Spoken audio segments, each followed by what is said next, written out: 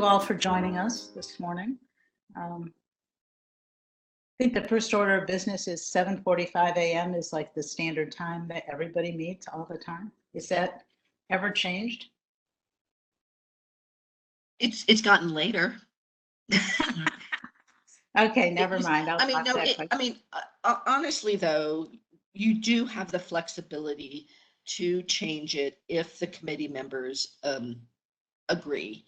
The only real important thing is that it happened prior to the executive committee meeting so that you're able to report out in a timely manner for the business meeting. I'm just thinking when it becomes live is 7:45 is, I'm not a morning person, but I don't know if everyone is, and that's. I'm not either.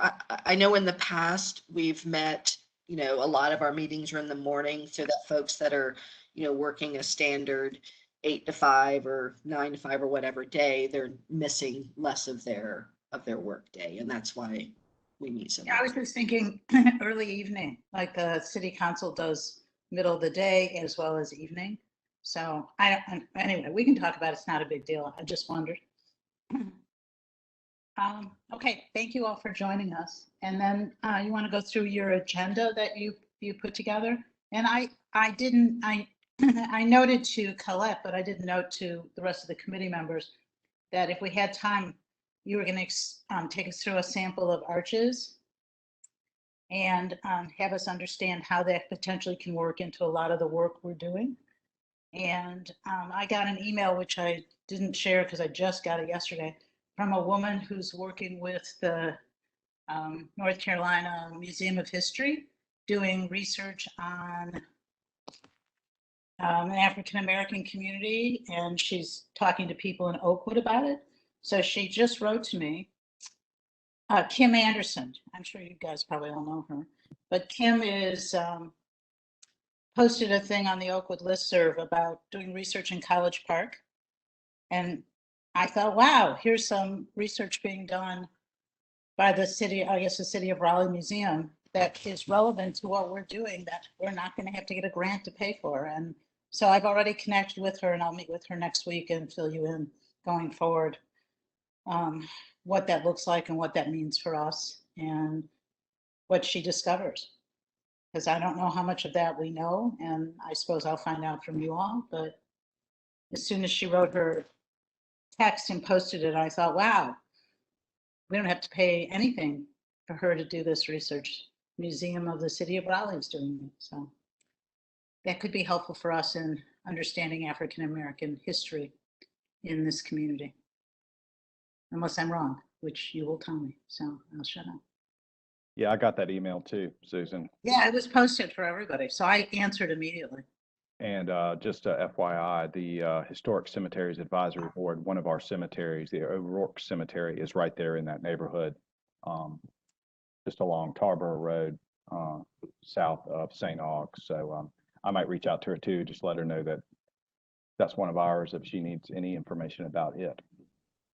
Well, she's coming here. You might want to just join us. She's going to sit on my patio and we're going to chat if you want. Will there be alcohol? Will there be what? Alcohol. Yes, of course. Whatever you want, Caleb. Yeah, there we go. I think it's next week. She's coming on the 8th at 2 o'clock on my porch. So if you want to join us, you're welcome to. And if not, she'll be glad to know that that's available information. Because I told her I know nothing. I'm just trying to connect with her to learn. Kim's a really great researcher. She taught me a lot. She was my boss for 5 years at the archives. Wow. Well, she was delightful to connect with, and I told her I knew nothing. So she was gracious enough to say she would begin a dialogue to open the door for conversation, which I think could only benefit the Historic Society, us as we do our work. And anyway, so I want to be all ears and help her and give her the arms and legs that she needs if she needs them. So anyway, your agenda now. Let's discuss the application for 1322 Mordecai first, and then we'll do our other updates and arches and other fun stuff. So we officially got the application for the Sears Whitehall, which hopefully you all have read. I know that I went through it and found a few grammatical errors, but if there are any other comments, questions you'd like us to share with the author, so we can have her make those edits, that'd be great. Or if you have any concerns. I have no concerns, but this is the application we got because of the concerns of them building McMansions on the property in Mordecai, right? This Actually, came from no. We No. sent the letter to them before that discussion happened. So they received our standard, we think that you could potentially be a landmark because they were noted in the Kit House study several years ago as being a prime example. And we are following up on that because the property owners are relatively new. It's not the same property owners that we reached out to previously. And it just so happened that shortly after we sent the letters, the situation down the street occurred. So it's good timing, but that says to me that whatever we acknowledged in the letter was valuable. And I'd loved, is that the letter that you used, Ian and Mai? And okay, Yes. great. So I have a copy of it. That's great. That's sort of why I was asking what was the motivation behind the application. I had no issue with the application, so. Colette, did you find in your spelling mistakes the misspelling of Klansman? I don't know, actually. It's spelled with a C, not a K. That's the only little thing that I found. Okay, noted. What's the realistically speaking, are we close or not close to getting an HOD at Mordecai Place, or because I think that sort of matters in this conversation, doesn't it? Maybe I think it's too early in that conversation to make an assessment as to whether or not it will happen. Okay. right. We did have a Can it help it? This fact that one of the property owners is interested in getting designated, can it add support? I think they can be separate. So generally speaking, if a neighborhood is already a local historic overlay district, then we typically don't reach out to property owners as having possibly individual landmarks because it's already protected, through the COA process.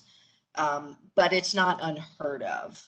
Well, that's kind of not what I was asking. But that's not, I know, so that is not what happened here.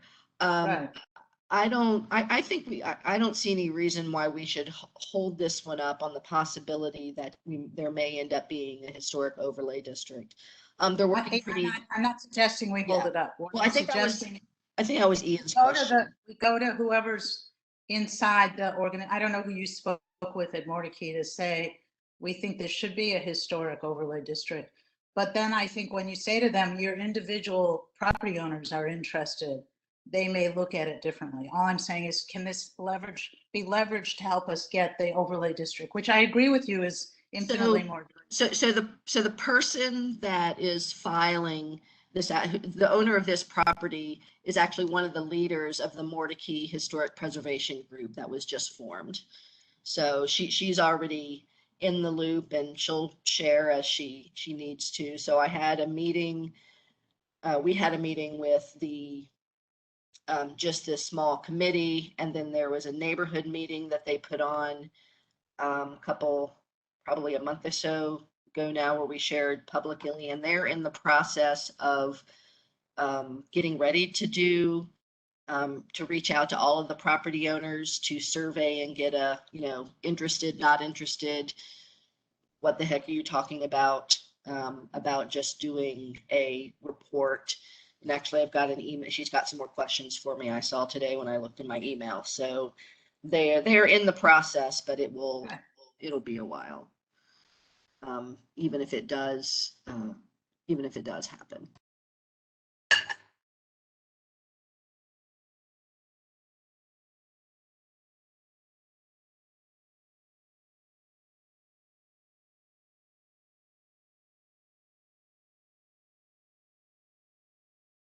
So I will admit that I haven't looked at it yet. Is it the typos that you saw, Colette? Are they worth sending back and bringing back to the committee, or are they minor enough that we can just go ahead and go through the process and take it to the full commission this month? I didn't see The many. majority of them were pretty minor, missing periods and commas. There were a couple. The last two paragraphs of the architectural significance, I think a couple words were missing. But it's still, you can still ascertain the meaning. So I think once those are added. So no, I think that they were substantial. Okay. And just as a reminder, sort of the next steps of the process is that y'all will in a moment vote whether or not you believe it has the significance and to send it to the full commission. If you do, the full commission will review, staff will make a brief presentation. The applicants will be their owner if they want to. The full commission will vote. Then staff takes it to city council, just as a routine administrative thing for them to set the public hearing date, the joint public hearing date, and to forward it to the State Historic Preservation Office for comment. And then there are more things, but those are the next imminent steps afterwards. Excuse me. Tanya, one of my other questions was they did not propose a name. It's just house at 1322 Mordecai. We've been referring to it just as the Sears Whitehall. Is there a particular owner that lived in it the longest, or is it one that just had lots of owners through the years? It started out as a rental, and then let's see. In her assessment, the name that comes up most repeatedly is the developer, Virginia Knoll. But she never lived in the house. Well, you can ask, and then we can discuss it. I'm reluctant to call it simply the Sears Whitehall because there are potentially more throughout the city. Right. We could call it I already forgot what you said her last name, the Virginia Sears Whitehall. Mm-hmm. That might be a way to go it, because from what I understand, Virginia had lots of properties, so naming something just after her may not also be the way. So I would ask that they propose something, or you propose something at the business meeting. Okay. Can I just suggest, isn't this an interesting example of, the Sears Whitehall, I agree with you. Sears existed everywhere, houses are everywhere. But Anna Knowles, even though there's lots of them, she's a female architect. So maybe we could just say, on the plaque, architect. So it identifies her not as living there. So it's not her house, like my house is named after Annie Riddle, which is fine. But this is really, we're honoring this because of her. And she's a female architect. It lends diversity and credibility. And it also says to people that maybe it's not just who lived in this house, it's also who thought about it, who built it, who was the architect. And that may be more inclusive of some minorities that we've in the past not necessarily acknowledged. So I would suggest that maybe mention that as you tell them to name it. It doesn't have to be after the person, because the person may have no significance to it at all.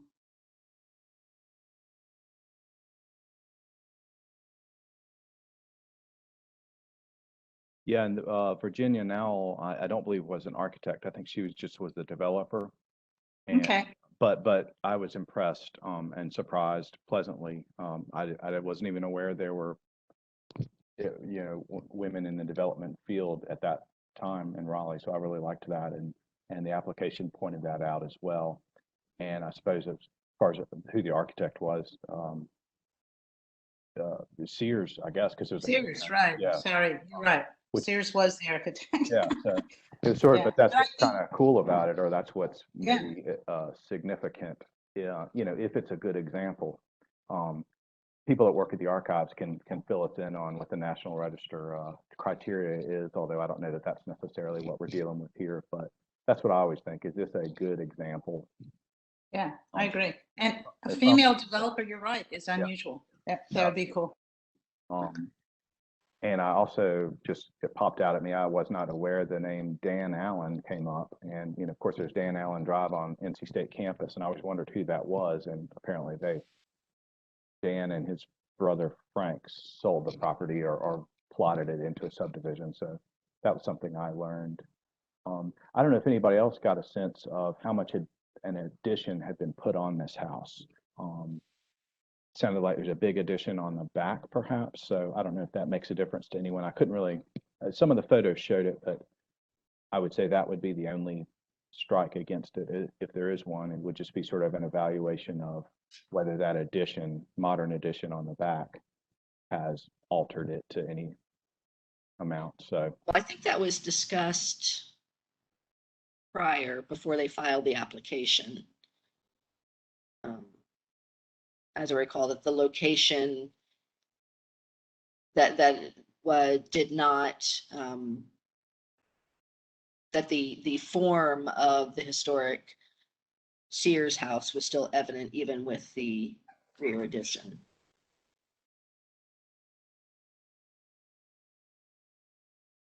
I just had a question or suggestion about the naming of the house.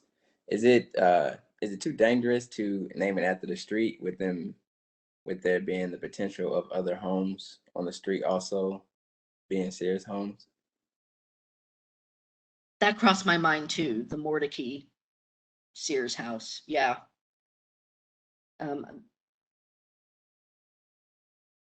Or Sears Whitehall. It is unlikely there's another Sears Whitehall even on the street, even if there is another Sears house. So that wouldn't be. I think the idea of naming it after Virginia is not bad. I think what staff will do is look at our other landmarks and see if if there are any other houses named by other than the people that live there. I don't think so. So this might be a good sort of precedent setting how we're going to deal with, spec houses, basically, or rental houses in the future. I like it.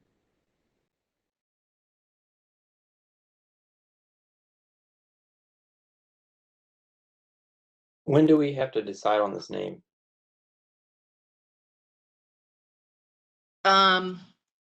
We've got a while. I think it would be good. I mean, when it comes before the final vote by the RHGC, before the ordinance is created. So I don't think you even need to decide this month. Okay. So Let me look into who lived there. We might be able to figure out a good name. I'm not sold on Virginia Knoll.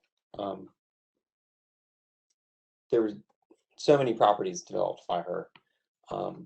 And I think there might be other buildings associated, just not even houses associated with her. So it could be complicated in the future if we happen to want to landmark something else associated with her. But maybe not. I don't know. I'm not sold on Virginia Knoll. So I'll look into who lived there in the past. It does say that George McConnell was the first owner in 1956, after it was rental housing for 4 years. I think your point, Tanya, was valid. Like, maybe we should start thinking about not just the owner, because so what? I mean, you had the money, like that's how we wound up with the Josephus Daniels. He had the money to build it. but the house, you know, maybe houses can represent some of the history. I read something recently about, you know, landmarks that represent history. I mean, it's not necessarily specific to who owned it, but the fact that, and I'm not defending her, and she's probably built lots of things, and I've heard that before, but if we said it's the Mordecai example of her as a developer, I mean, that's some history. The fact that there was a woman developer in Raleigh in 1936 is pretty impressive history, I think. We do have at least one example of a home and an office by the same person. I think it's we have the small house and then we have the small office. That was I think Milton Small, yeah, office and home. So having multiple buildings associated with the same person is not unheard of. So so maybe think on it, and Colette will push the question back to the owner and the author of the report and see what they think as well. Good idea. Good idea. Okay.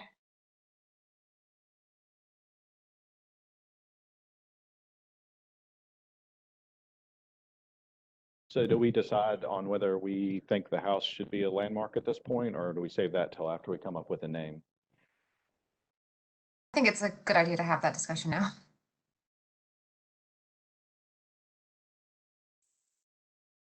So did we discuss it, or are we moving?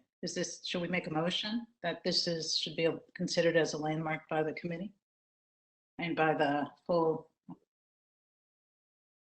RHDC or whoever has to decide? Well, the application seems sound. It seems to have all the information we need. Obviously, the Sears kit homes this is one of, I believe they said, they referenced another study of Sears kit houses, and I believe this was one of several in Mordecai, I think. Maybe it was one of 13 they specifically outlined in that previous study.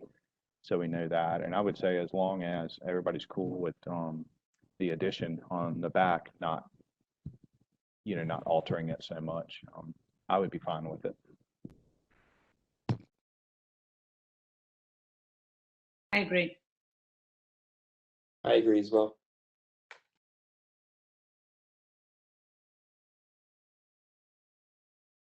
Does anybody not agree? I will call that unanimous.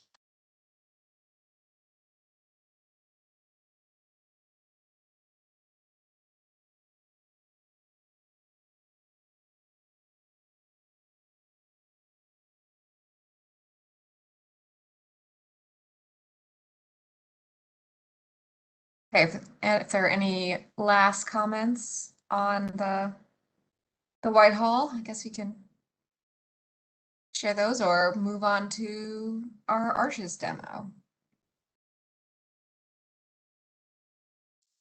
Okay. Okay. I mean, do you want to do some of the other things that you sent in the agenda first, or do you want to do arches? I don't know how long arches is going to take. The arches. Everything that was the Whitehall was the most pressing business. Everything else is just an update. Okay. Okay. Tell me what you want me. I think I'm updating on all three items. So tell me. Well, let me take a look what you at want me to it. talk about. Let's see. I just wrote notes when you said it. An update. So the Culture Town, I guess, is still, there was a conversation about whether we did an introduction or whatever. The Earthworks report, the Leitner Brothers study, we saw Gaston's note about cleaning up the yard. The Oakwood report update, I wasn't sure what that was. And these were all just updates. So none of this we need to discuss, that's fine. Well, so that's the way we do the meeting, is we write these things, and if there's something to discuss, we do, and if there's not, we just don't need to. Is that kind of where we're at? Well, I think what we can do maybe next time is say what's an action item and what's an update. It might have even said that. So they're at the top. The the LGBTQIA survey update and the African American architectural survey update were the two current items. I'll tell you about the African American survey update. That was the project that we filed a grant for. We were awarded the grant, and I actually just yesterday received. So this is a grant. It is federal historic preservation funds that are coming to Raleigh as a certified local government through the State Historic Preservation Office. So the first thing I will be doing is taking these contract documents, and there'll be a contract between the city of Raleigh and the State, Historic Preservation Office about the project. The next step will be then putting out a request for proposals or request for qualifications for hiring an architectural historian to actually do the survey. And I will be working with the state office on the scope of work for that, which we know will include looking at the Biltmore Hills neighborhood to determine if it is eligible for listing in the National Register. If it is, then it will be placed on the state study list, which is the first step. We will be looking at identifying African American churches and entertainment venues. We will be looking at sites related to civil rights era. Sorry, Civil War was all that was coming to mind. Civil rights area. One more thing, and then also architects and builders. And as part of that, we will identify. You will participate in this many number of meetings, but I will be coming to you all on how we want to actually communicate with the public and listen and learn. Okay, now I'm done. Can we identify that we'd like to prioritize a representative of the minority community as the architect for this? I mean, can we put, I know this will be evaluated based on probably credentials and a point structure that's been looked at by endless people, but this would be a really interesting opportunity to say something like, we think this grant should be executed by a research firm that has representation in the minority communities. Well, I mean, absolutely. That would be wonderful. We can certainly put that. And just as a general rule, all of, there is all the contracts that the city does with outside vendors. We have, we are always looking for small women, minority-owned businesses to do this work. My guess is for us to get that, we will end up with a collaboration with someone that, an architectural historian working with historian, one of them perhaps being a minority and one of them not. We will see. At the moment, I am not aware yes, the short answer is yes. We will do our best we will send out and say that is what would be ideal. I don't know of any, I think it'll end up needing to be a collaboration because I don't know of any local, or at least by local, I mean North Carolina architectural historians that have worked with the Historic Preservation, the State Historic Preservation Office that are minorities, but we want to find them. And I know we probably need, this would be a great opportunity to begin to broaden our perspective about that. I mean, Sure. I don't know if there is a division at NC State or a school at NC State or at UNC that particularly teaches architectural historians. I suspect there is, and maybe reaching out to those schools and saying we're looking specifically for minority representation would help encourage the school to think that way, and also to begin to connect these students, these prospective graduates, to the city and potential projects that are in our city that relate to minorities. So I'll just Yeah. throw that out. Yeah. Because I used interns in universities a lot to help encourage business and marketing. So this might be an opportunity to do that with minority students. Now, a lot have come out of UNCG, actually, in North Carolina. Wherever they come from, I just think it's a great way to say there's a career here and there's a job. And think about it, because it's, you know, and the school has a real opportunity to say that to students and encourage them to pursue careers that potentially weren't open to them or they didn't see as open to them before. I mean, I know that's not specifically in our charter, but it seems to me it's an important part of our city is to start to look at diversity.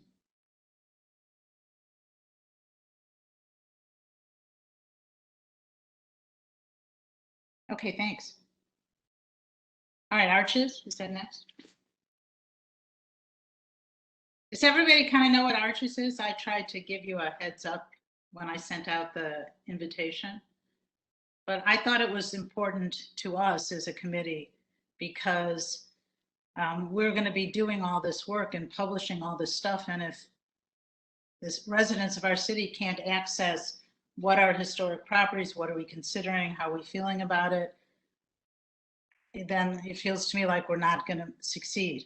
So I wanted to know more about this. Okay, so I will tell you what it is, and actually I'll let Colette share an example so that I'm not doing all the talking, and I can't, she hasn't given me the share button anyway, but I want to not be doing all the talking.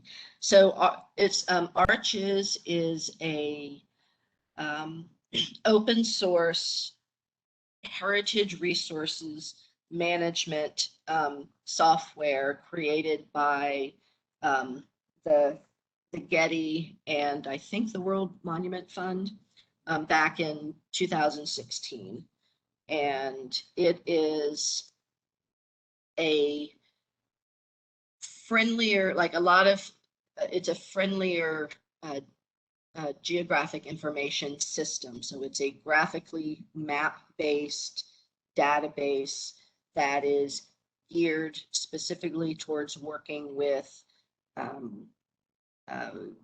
historic resources, and it's a lot of the implementations are not in the United States, but there are more and more happening in the United States. So it is a way that internally, organizations can manage and keep track of historic properties, where they are, what they are, why are they significant, photos, reports. You can layer historic maps on there, but then it also has a friendly public face, which will be made, can be made as friendly as you want it to be, but it is, and Colette will show the example, but the idea is, so say I'm in Raleigh and I want to know about, women architects. And so you could type in the search box, women architects, and it would bring up a list, and you see, click on a building and you get to look at that building, read about the building. And then there's something called, I can't remember the exact word, but it'll show related things. So from there, you can go down a rabbit hole to see, okay, what are the other women architects, or this building that by a woman architect, turns out that it's a mission style. So you can click over here and now see all the mission style buildings, or say, oh, I'm also, or you can search for things by date, but you don't have to know the exact date. It's got something called Elasticsearch. So you can, it's like, oh gosh, I know there's a house in Mordecai that was built in the 1920s. So you can type 1920s and it does the magic, science stuff to pull up what you're looking for. In its initial installation, it will be more basic. And then once we've got everything in there, then there's the possibility to do more fancy things. So the example Colette has, I think, 2 examples. Did you find the Sunset 1212? I'll send you the link if. I didn't look for it because. Okay. We probably don't really have time anyway. But what she's going to show you is an example by the Armed Forces Retirement Center outside of DC. And so, All right, can you see this? yes, and I'm gonna stop talking now. All right, so as Tanya mentioned, this is the Armed Forces Retirement Home outside of DC. And this is their very friendly, happy opening page. Has scrolling photos, but to get to the real stuff, you click Start Exploring Now. And it opens their map. So obviously this is limited to just the resources included inside the Armed Forces Retirement Home property. Allow me to scroll. So each of these points is some kind of resource that they've identified. So it looks like this specifically is the driveway. And when you click on it, it pops up. They have identified it as a structure, which I guess technically a road is a type of structure. It has a short little description, and you can also view full report on the particular resource.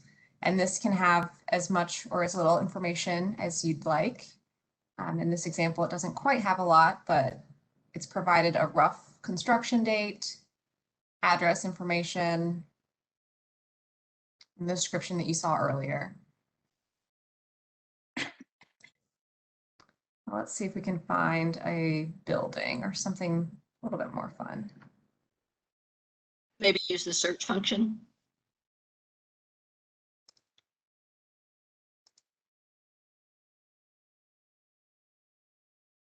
So Arches is very customizable. So no matter what example you look at, you're going to see something different. It's set up based on, how whichever entity is setting it up, what you want to see. So for this particular example, they have 9 particular search areas that you can use, or you can just search as you would normally using an internet browser. Let's just choose architectural style. So they have a drop-down list of all of the styles that are mentioned in their resources. Surprised that they have something that's Pueblo style. They do not. That's very strange. So that's probably a poor example.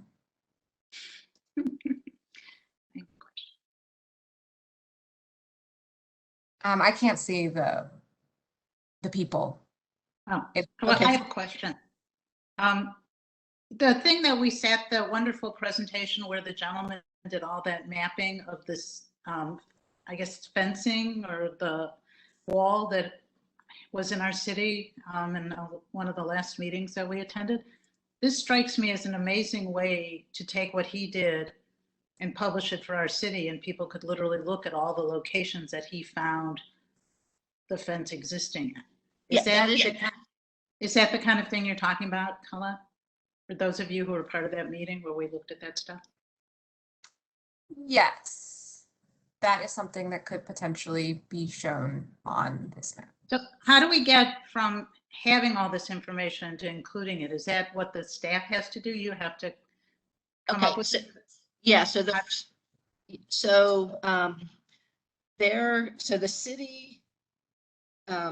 city of Raleigh has a strategic plan, and that strategic plan has I think a 5-year strategic plan just adopted last year. Most recently, this is their second strategic plan.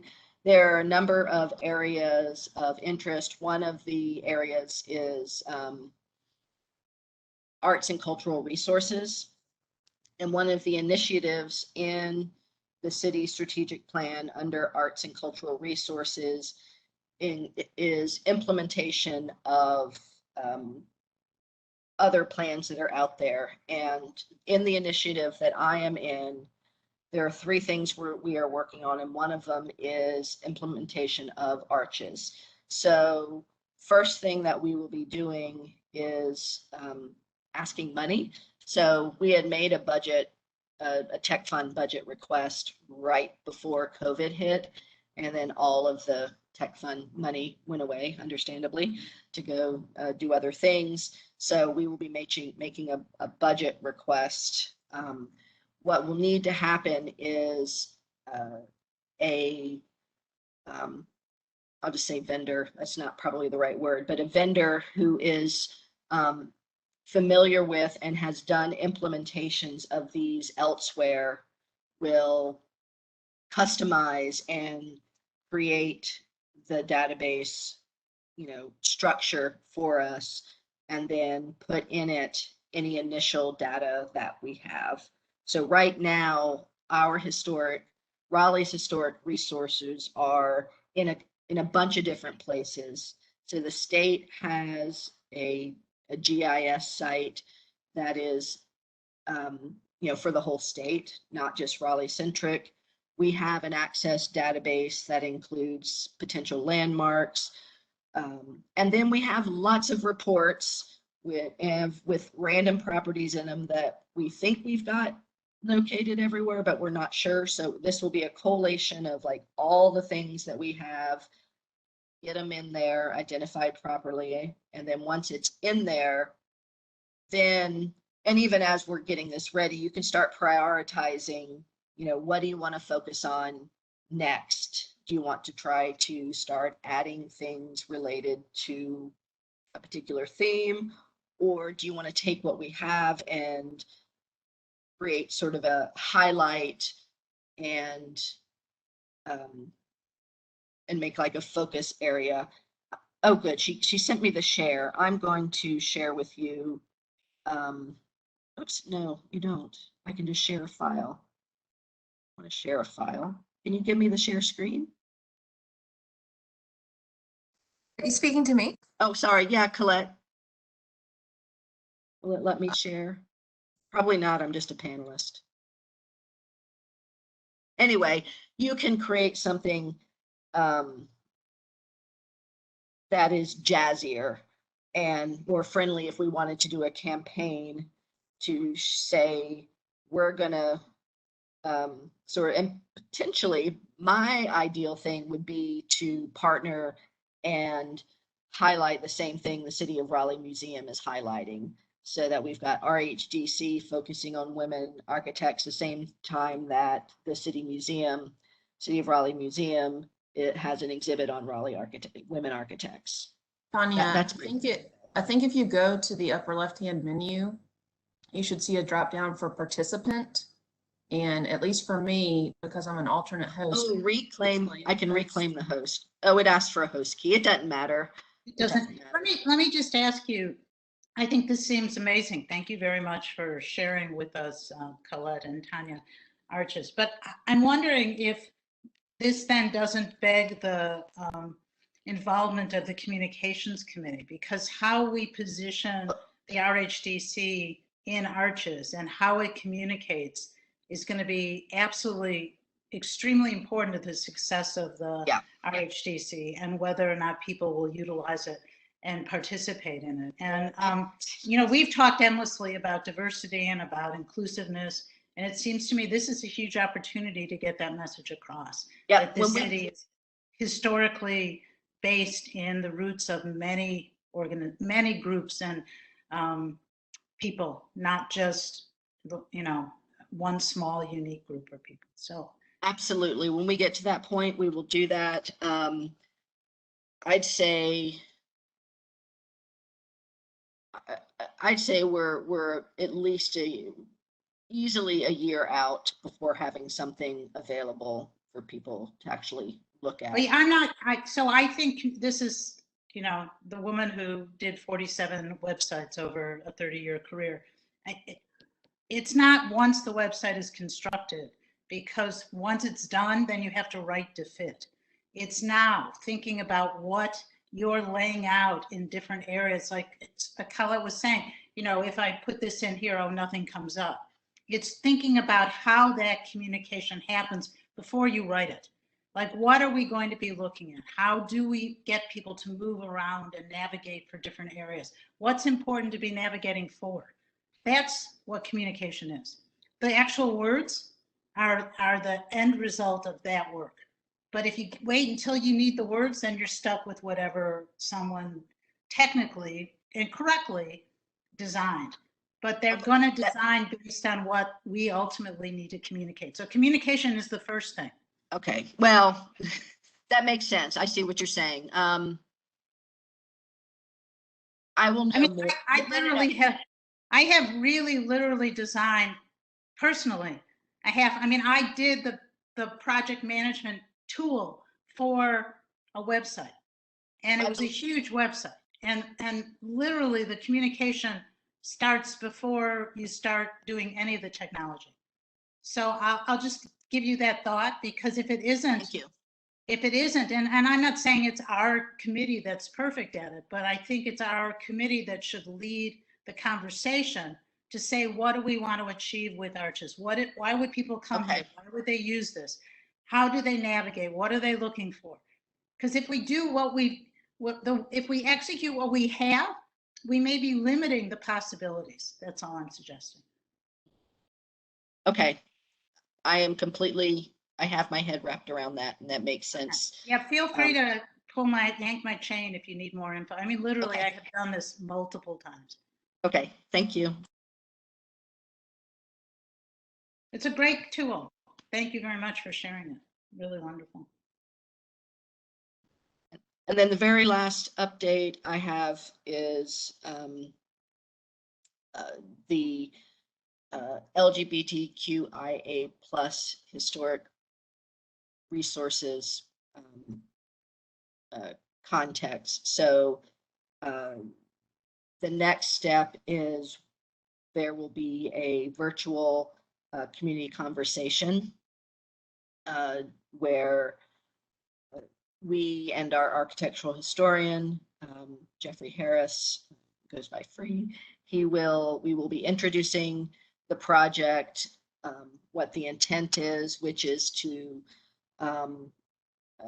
identify places of importance to the LGBTQIA plus community here in Raleigh, and potentially hear from folks and potentially identify more people for oral histories. There'll be another community meeting later on. This is the first one.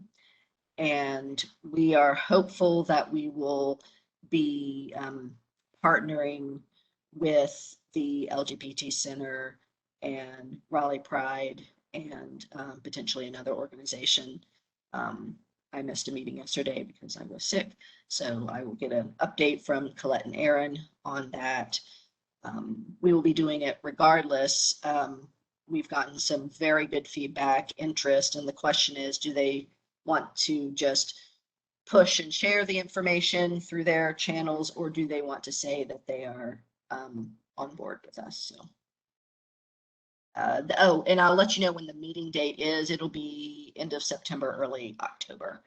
And as soon as we have that, I will share that. And we are working with our planning department communications team on getting the materials for sending that out.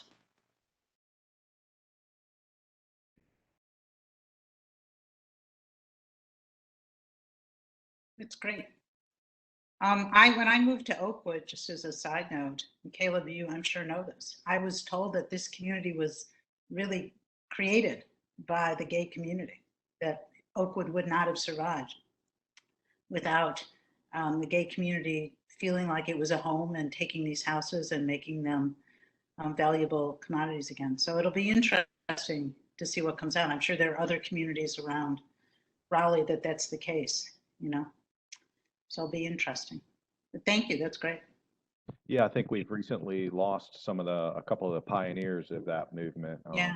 Mr. Stronach Right. and Chris Yetter as well, I think just passed. And from my understanding from Matthew Brown's information was both those fellows were really active in Oakwood and getting it kind of the historic Oakwood going.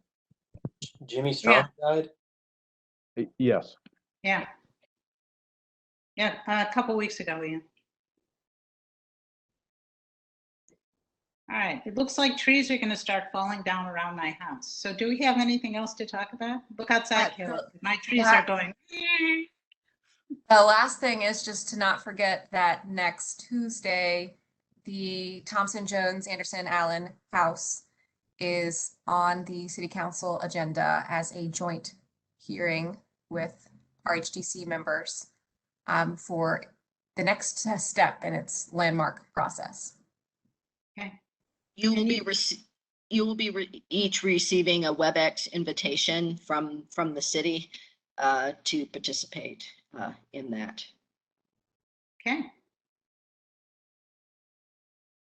Any other questions? Anybody have What about- anything we want to bring up?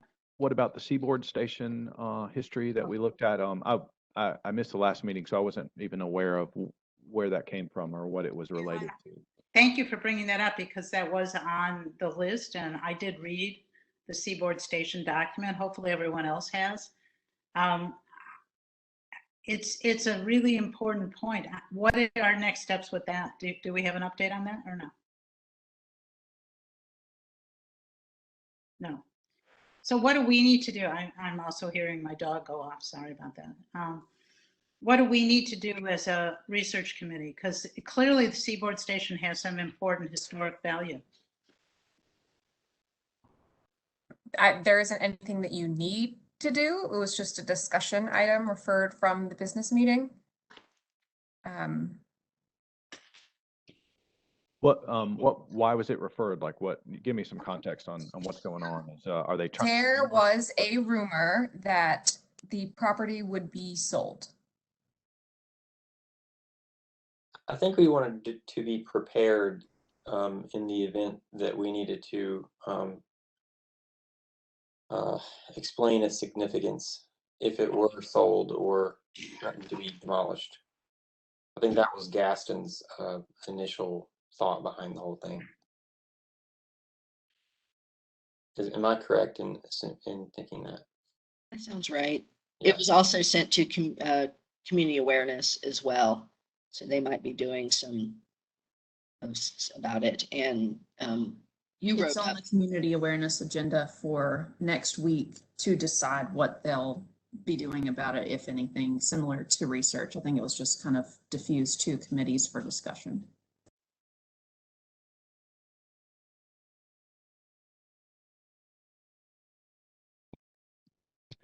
Certainly, there's more research has been done on this than just that page and a half. Ian, I'm going to refer to you. I would imagine there's a wealth of information kind of buried in other sources about Seaboard Station. What do you think? I'm sure there is. Yeah. I've done quite a lot of research on it. I put most of that in the document that you read. But yeah. Yeah, so it would seem if there was any kind of movement to landmark it, I suppose is what this is about. One day in the future, that would be an easy call, I would imagine. Be a fairly easy structure to nominate and to get landmarked. Easy to prove its significance, but probably not easy to convince the owner to actually agree to landmark it. Yeah, that would be the rub, I suppose. Yeah. Do you think we could talk to some of the people who've helped them create such an amazing business there? Like, what pops into my mind is maybe talk to Curtis and see if Sharon would know how to approach the owner. Because Sharon worked there for, 20 years. And I know that they have, they have a certain reputation as a certain kind of business. And, but I think there are a lot of people in this community who have valued what they've done. And there might be a way to approach him and have him at least hear the possibility of making this something that becomes more relevant to Raleigh. What do you think? I believe at the last meeting, it was Sharon who approached the owners about possible landmarking status in the early 2000s. So 20 years ago? The early 2000s? Well, it sounds like we could go back again in 20 years. Sounds like that's enough time and she's, I just wonder, has anyone talked to Curtis about this? Because I know he's on the RHDC. He's the one who brought it up initially. Okay, so maybe we can bring it back up with him and say, how did he bring it up? Should we go approach, did he say we should approach, or how to do it, or? No, he's the one that suggested that RHCC talk about it. I thought Gaston had volunteered that he would reach out to the property owner. Okay. I remember something along those lines. Yes.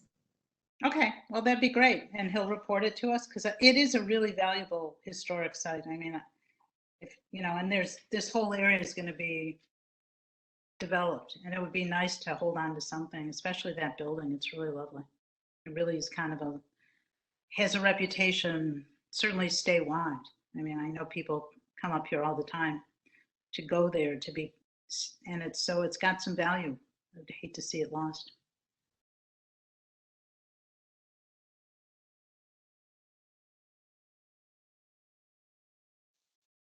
So we need to leave it on our agenda, right? That's what we've come to the net of. It's going to stay on our agenda until we hear otherwise from Gaston or somebody who's doing something, but nothing for us to do.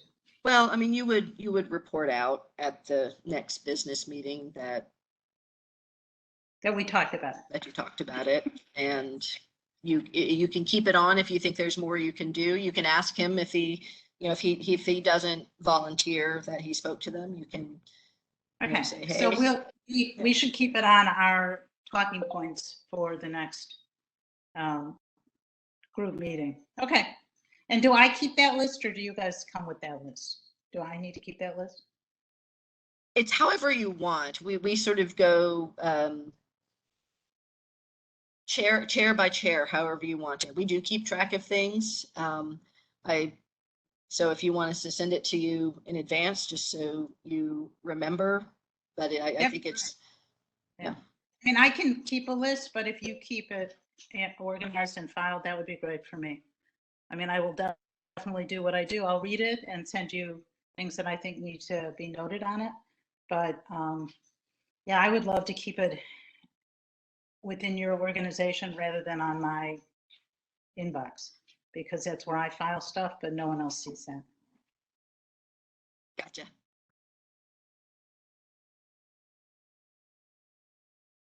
What about the Leitner study that we looked at? What were we supposed to do with that?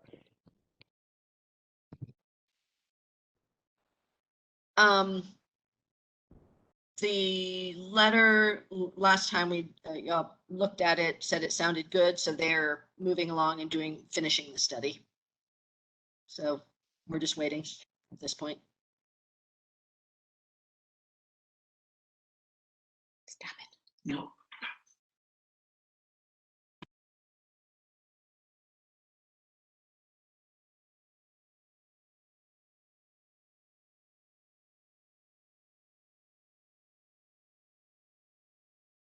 Anything else? I have nothing. That's all I saw. All